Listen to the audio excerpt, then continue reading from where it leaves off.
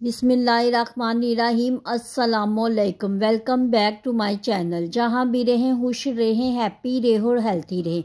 आज आपके लिए मैं 2 मज़े की चटनियों की रेसिपी लेके आई हूँ। बहुत ही डिलीशियस और मज़े की ये चटनियाँ बनकर रेडी होंगी। आप इसको रमज़ान मुबारक में बना कर रख लें तो आपकी ज़िंदगी आसान हो जाएगी। समोसे हों, स्नैक्स हो, दही बड़े हों, इन सब चीज़ों के साथ चटनियों को इस्तेमाल करेंगे तो खाने का मज़ा दुबाला हो जाएगा। आप रमज़ान मुबारक से पहले ही इन चटनियों को बनाकर रख लें तो आपको बहुत सहूलत हो जाएगी। रेसिपी को एंड तक ज़रूर देखिएगा और स्किप मत कीजिएगा। अगर रेसिपी अच्छी लगे तो इसको सब्सक्राइब और शेयर भी कर दीजिएगा। चले स्टार्ट करते हैं। सबसे पहले मैंने पुदीना और धनिया लिया है और हाफ कप मेरे पास पुदीना है और 1 कप मेरे पास धनिया है और जिसके कुछ के डंडी उतार दी है और कुछ को मैंने कटिंग कर लिया है। और एक ब्लेंडर में इन तमाम चीज़ों को अच्छी तरह से धोकर इसमें शामिल कर दें। पुदीना और धनिया को शामिल करने के बाद इसमें मैंने 3 से 4 हरी मिर्चें भी शामिल की है। आप अपने टेस्ट के मुताबिक इसको ऐड कर सकते हैं। और इसमें हाफ़ टी स्पून काला नमक और हाफ़ टी स्पून मैंने वाइट नमक शामिल किया है।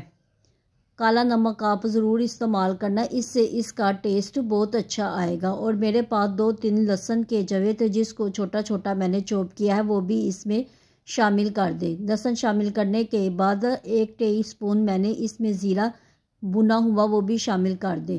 ज़ीरा शामिल करने के बाद इसमें 2 से 3 टेबलस्पून मैंने नींबू का रस भी शामिल कर दिया है। नींबू का रस शामिल करने के बाद इसमें हाफ़ कप पानी शामिल कर दें। हाफ़ कप पानी शामिल करने के बाद इन तमाम चीज़ों को अच्छी तरह से ब्लेंड कर लें।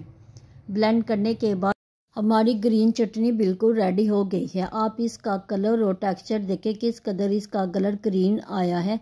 आप इसमें नींबू का रस भी इस्तेमाल करें, इससे इसका कलर अच्छा आएगा और आप इसको स्टोर करके रख लें। हम इमली की चटनी रेडी करते हैं। मैंने 100 ग्राम इमली लेकर इसको गर्म पानी में आधे घंटे के लिए भिगो कर रख लिया था ताकि इसकी गुठलियाँ लैदा हो जाए। जब आधे घंटे के बाद इसको देखेंगे, इसको अच्छी तरह से मिक्स कर लें और इसको हाथ की मदद से अच्छी तरह से मस लें। अगर आप गर्म पानी में इसको भिगो कर रखेंगे तो इसकी गुठलियाँ आसानी से लैदा हो जाएंगी। मैंने 3 से 4 दफ़ा इसको मसला था अच्छी तरह से, तो इसकी गुठलियाँ लैदा हो गई थी। जब इसकी गुठलियाँ लैदा होना शुरू हो जाए तो इसको किसी स्टेनर की मदद से इसको स्टेन कर ले ताकि इसका सारा अमेज़ा लैदा हो जाए और गुठलियाँ इसकी लैदा हो जाए। अब आप इसको अच्छी तरह से छान लें और अच्छी तरह से मसल लें तो इसके ऊपर थोड़ा सा मेज़ा बाकी है, इसके ऊपर थोड़ा सा पानी डालकर इसको भी 1-2 दफ़ा अच्छी तरह से मसलें ताकि तमाम चीज़ें इसमें अच्छी तरह से जज़ब हो जाए। मैंने अब इसको एक पैन में शिफ्ट कर दिया है और पैन में शिफ्ट करने के बाद इसको चूल्हे के ऊपर रख दें और 1 कप पानी इसमें मज़ीद शामिल कर दें। पानी शामिल करने के बाद को पकने के लिए रख दें। 5 मिनट के बाद हम देखेंगे कि इस पे बॉयल आना शुरू हो गया है। बॉयल आने के बाद इसको अच्छी तरह से मिक्स कर दें। अब हम इसमें कुछ मसाले शामिल करेंगे जिसमें हाफ़ टी स्पून नमक का, हाफ़ टी स्पून काला नमक का और हाफ़ टी स्पून लाल मिर्च पाउडर का शामिल कर दें।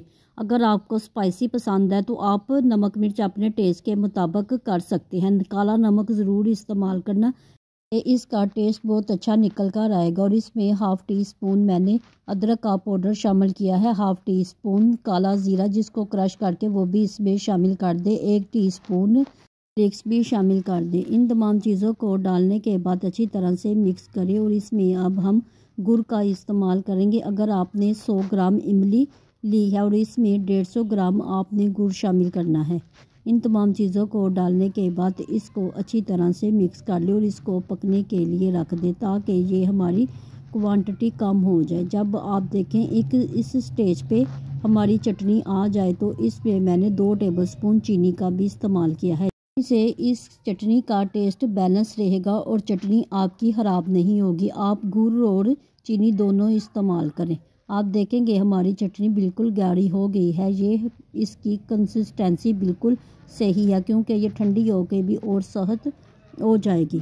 अब हम चूल्हा बंद कर देते हैं और इसको ठंडा करने के लिए रख देते हैं। ठंडा करने के बाद मैं आपको इसको बोल में डालती हूँ कि हमारी चटनी किस कदर मज़े की ये बनकर रेडी हुई है। आप इसको बनाकर स्टोर भी कर ले, लेकिन स्टोर करने के लिए जार को बिल्कुल खुश्क होना चाहिए, गीला ना हो। इसको आप महीने तक इसको स्टोर कर सकते हैं। हमारी दोनों चटनियाँ रेडी हैं। हमारी ग्रीन चटनी भी बहुत ही बेहतरीन बनकर रेडी हुई है और इसका कलर भी बहुत अच्छा आया है।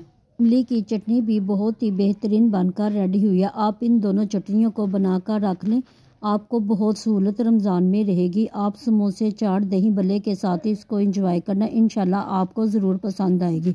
अगर रेसिपी अच्छी लगे तो मुझे फीडबैक भी ज़रूर दिया करें। अगर आप मेरे चैनल पर नए हैं, मेरे चैनल को अभी तक सब्सक्राइब नहीं किया तो मेरे चैनल को सब्सक्राइब करें, लाइक करें, शेयर करें। बेल आइकन के बटन को ज़रूर प्रेस किया करें ताकि हर वीडियो आप तक पहुंच सके। हैं नई रेसिपी के साथ, दुआओं में हमेशा याद रखिएगा। अल्लाह हाफिज़।